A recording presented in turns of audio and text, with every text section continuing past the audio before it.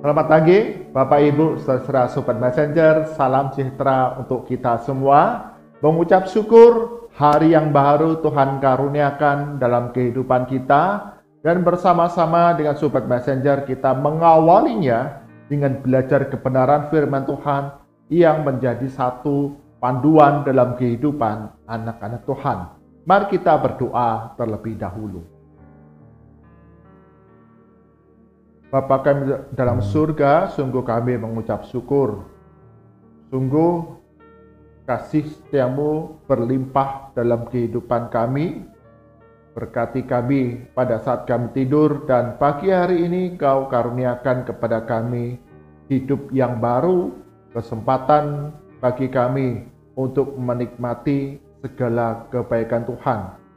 Kami akan mengawali hari kami dengan belajar kebenaran firman Tuhan di dalam Bread of Life. Tuhan Yesus, tolong kami semua para Sobat Messenger. Dengan pertolongan Roh Kudus, kami dapat mengerti firman Tuhan, menyimpannya dalam hati, dan melakukannya dalam kehidupan kami hari demi hari. Di dalam nama Tuhan Yesus kami berdoa. Amin. Bapak Ibu, saudara-saudara Sobat Messenger, bagian firman Tuhan yang menjadi perenungan kita pada pagi hari ini diambil dari kitab Amsal. Kitab Amsal pasal ke-16, pasal 16 ayat ke-21, 23, 29, dan 32. Amsal pasal 16 ayat ke-21 demikian firman Tuhan. Orang yang bijak hati disebut berpengertian, dan berbicara manis lebih dapat meyakinkan. Ayat ke-23. Hati orang bijak menjadikan mulutnya berakal budi, dan menjadikan bibirnya lebih dapat meyakinkan. Ayat ke-29. Orang yang menggunakan kekerasan menyesatkan sesamanya, dan membawa dia di jalan yang tidak baik. Ayat ke-32. Orang yang sabar melebihi seorang pahlawan. Orang yang menguasai dirinya melebihi orang yang merebut kota. Amin. Demikian firman Tuhan. Yang berbahagia setiap kita yang membaca, merenungkan firman Tuhan siang dan malam, menyimpannya dalam hati dan melakukannya dalam kehidupan hari demi hari. Bapak Ibu, saudara-saudara Sobat Messenger, tema perenungan kita pada pagi hari ini adalah kendalikan amarahmu. Kendalikan amarahmu. Pada masa kecil, Dwight D. Eisenhower, seorang panglima, komandan tertinggi dari pasukan sekutu di dalam Perang Dunia Kedua, masa kecilnya adalah seorang anak yang tidak dapat bergaul karib dengan orang lain. Eisenhower kecil adalah seorang anak yang mudah meluapkan kemarahannya kepada orang-orang yang ada di sekitar. Ketika dia merasa diganggu, merasa direndahkan, merasa tidak nyaman akan sikap perkataan orang-orang di sekitarnya, teman-temannya, maka dengan mudahnya dia kemudian meluapkan amarahnya, baik dengan kata-kata, terlebih dengan perbuatan tindakan. Sehingga tidak mengherankan bahwa Eisenhower kecil ini, dia tidak memiliki teman yang dekat, apalagi bekerja sama dengan orang lain, dengan teman-temannya. Karena dia tidak dapat mengendalikan amarahnya. Pada satu hari, ketika sang ibu sedang mengobati luka-luka akibat pertengkaran perkelahian Eisenhower kecil ini, ketika dia marah meluapkan kemarahannya kepada temannya, perkelahian itu menyebabkan luka-luka yang diterita oleh Eisenhower kecil. Sang ibu begitu mengasihi anaknya ini. Dan setiap hari dia mengajarkan firman Tuhan. Saat itu, ketika sang ibu mengobati luka Eisenhower kecil, sang ibu berkata, mengutip dari Amsal 16 ayat ke-32 yang berkata demikian. Orang yang sabar melebihi seorang pahlawan. Orang yang menguasai dirinya melebihi orang yang merebut kota. Perkataan ibu ini sungguh kemudian diingat-ingat oleh Eisenhower kecil itu. Dia mengatakan sejak saat itu, aku mengingat pesan ibu sebagai satu peristiwa yang paling berharga dalam kehidupanku. Hari itu aku disadarkan oleh firman Tuhan yang disampaikan oleh ibuku untuk aku menjadi orang yang sabar, orang yang sanggup mengendalikan, menguasai diri, tidak mudah kemudian meluapkan kemarahan di dalam perbuatan, di dalam perkataan. Kitab Amsal mengajarkan kepada kita bahwa orang yang sabar, orang yang menguasai dirinya dikatakan melebihi seorang pahlawan, melebihi orang yang merebut kota. Sehingga dalam kehidupan yang dijalani, ketika ada orang yang mengecewakan, ada orang yang merugikan, ada orang yang berbeda pendapat dan perbuatannya mengecewakan kita. Kita belajar untuk mengendalikan amarah kita. Dengan pertolongan Roh Kudus dalam kehidupan kita orang-orang percaya, kita disanggupkan untuk punya hikmat, punya kebijakan, kebijaksanaan di dalam bertindak, bersikap, sehingga kita tetap dapat berkata-kata dengan manis, bertindak dengan lemah lembut, sehingga kita memiliki sahabat-sahabat, teman-teman yang dekat dengan kita. Bahkan dikatakan untuk lebih dapat meyakinkan orang lain, mempengaruhi orang lain, dapat bekerja sama dengan orang lain. Bapak, Ibu, Saudara-saudara, Sobat Messenger, apa jadinya ketika kita menjadi seorang yang mudah meluapkan amarah kita dengan perkataan, dengan perbuatan? Tentu orang-orang menjadi takut dan khawatir ketika dekat dengan kita yang pemarah ini. Sedikit kesalahan, dia akan marah. Bagaimana aku bisa dekat dengan dia? Apalagi kerjasama. No. Orang akan menjauhi kita. Tetapi apabila kita menjadi orang yang sabar, orang yang sanggup menguasai diri, mengendalikan amarah kita, maka banyak orang akan berani, nyaman ketika berrelasi, berkomunikasi, bekerja sama dengan kita. Bahkan kita sanggup untuk mempengaruhi orang lain, meyakinkan orang lain untuk melakukan banyak perkara. Bertahun-tahun kemudian, ketika Eisenhower belajar untuk mengendalikan amarahnya, maka lambat laun dia mendapatkan sahabat-sahabat yang nyaman hidup bersama dengan dia. Bahkan di hari-hari ke depan, tahun-tahun berikutnya, seperti yang tercatat dalam sejarah, Dwight D. Eisenhower menjadi seorang panglima komandan tertinggi dari pasukan sekutu di dalam Perang Dunia Kedua pada tahun 1944.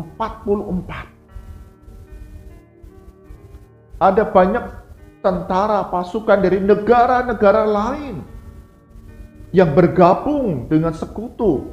Dan bagaimana Eisenhower ini dengan perbuatannya, dengan perkataannya, dengan sikapnya yang sabar, yang sanggup menguasai diri dan mengendalikan amarahnya, semua perbedaan itu dapat dilalui, bahkan dapat meyakinkan, mempengaruhi pasukan-pasukan yang menjadi komandonya, berperang dengan semangat, berperang dengan sungguh-sungguh di dalam Perang Dunia yang Kedua.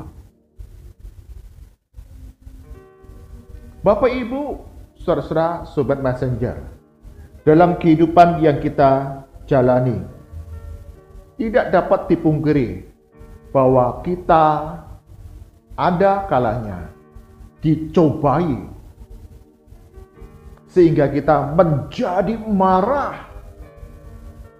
Baik itu sikap perbuatan orang lain, tutur kata orang lain, yang merugikan kita, yang mengecewakan kita, yang menyakiti kita.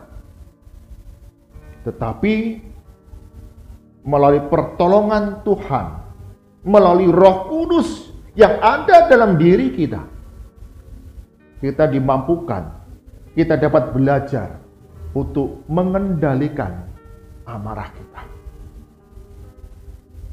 Kendalikan amarahmu. Tidak ada cara lain yang lebih baik di dalam kita mempengaruhi orang lain selain sikap lemah lembut, sikap penguasaan diri. Ketika orang menaklukkan amarahnya, itu berarti dia sudah menaklukkan musuh yang kuat. Karena dia dapat mempengaruhi, meyakinkan orang lain yang ada di sekitarnya untuk hidup bersama-sama dengan dia dan bekerja sama dengan dia. Karena firman Tuhan pada pagi hari ini mengingatkan kita kembali, kendalikan amarah.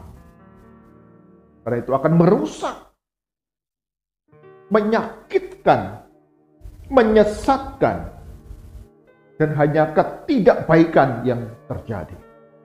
Tetapi ketika kita menjadi orang yang sabar, sanggup menguasai diri dan mengendalikan amarah kita, maka dikatakan kita melebihi seorang pahlawan, melebihi seorang yang menguasai kota. Karena kita dapat berrelasi dengan banyak orang, bekerja sama dengan banyak orang untuk mendatangkan kebaikan bagi banyak orang. Tuhan Yesus berkati kita semua. Mari kita berdoa. Tuhan Yesus, setiap kali dalam kehidupan yang kami jalani, kami dicobai dengan berupa-rupa perkara hingga kami menjadi marah, murka. Tapi hari ini kami belajar dengan pertolongan Roh Kudus dalam hati diri kami. Kami dapat menguasai diri. Kami dapat mengendalikan amarah kami. Sehingga kami dapat berrelasi dengan banyak orang, bergaul karib dengan banyak orang, terlebih lagi bekerja sama dengan banyak orang, mempengaruhi, meyakinkan banyak orang untuk melakukan kebaikan demi kebaikan. Ampuni apabila dalam hidup kami masih terikat oleh kehidupan lama kami, mudah meluapkan amarah, tidak sanggup mengendalikan diri. Tolong kami ya Tuhan. Roh Kudus, ajar kami agar kami taat dan tunduk menjadi orang yang sabar, orang yang menguasai diri, mengendalikan amarah untuk kebaikan diri sendiri dan kebaikan orang-orang yang ada di sekitar kehidupan kami. Berkati Sobat Messenger sepanjang hari ini, dalam pekerjaan kami, dalam studi kami, dalam usaha kami, aktivitas kami dalam keluarga dan komunitas, bahkan pelayanan kami di gereja. Tuhan Yesus berikan hikmat pertolongan dengan Roh Kudus-Mu. Ketika kami berjumpa dengan banyak orang, kami didapati orang yang sabar, sanggup mengendalikan amarah, sehingga segala sesuatu yang kami kerjakan, Engkau buat berhasil mendatangkan kebaikan. Kami serahkan ya Tuhan, untuk setiap keluarga-keluarga Kristen. Sungguh Tuhan, Engkau yang memberikan pertolongan dengan Roh Kudus-Mu. Ada pengendalian diri di masing-masing keluarga. Setiap anggota tidak dengan mudah meluapkan amarah dalam bentuk perbuatan perkataan, tapi menjadi orang yang sabar, menguasai diri dengan penuh kasih, tetap dapat menjalin relasi yang baik, bahkan mendatangkan kebaikan, pemulihan di antara pribadi demi pribadi ketika kemarahan itu mulai muncul. Berkati keluarga-keluarga Kristen ini diikat dengan kasih yang saling mengampuni, kasih yang saling menerima satu dengan yang lain. Berdoa ya Tuhan bagi gereja-gereja Tuhan di tengah berbagai rupa-rupa tantangan, bahkan kemajemukan keberagaman di dalam jemaat, ide-ide, gagasan-gagasan gereja ini tetap bersatu sebagai tubuh Kristus, Yesus sebagai kepala, sehingga setiap perbedaan, perselisihan, konflik tidak kemudian menjadi luapan amarah dari anak-anak Tuhan. Belajar sabar, menguasai diri, karena Tuhan tempatkan kami pada satu gereja, satu jemaat untuk bertumbuh bersama-sama serupa Kristus. Ampuni, acap kali gereja-gereja menjadi pecah karena keegoan kami, kelemahan kami dalam mengendalikan amarah. Ajar kami ya Tuhan, dengan Roh Kudus-Mu mengendalikan amarah kami, agar gereja-gereja Tuhan boleh bertumbuh, berkembang, karena saling mengasihi, saling mendukung, dan banyak orang boleh melihat gereja-gereja Tuhan, gereja yang penuh kasih meski di dalam keberagaman. Berdoa bagi bangsa dan negara kami.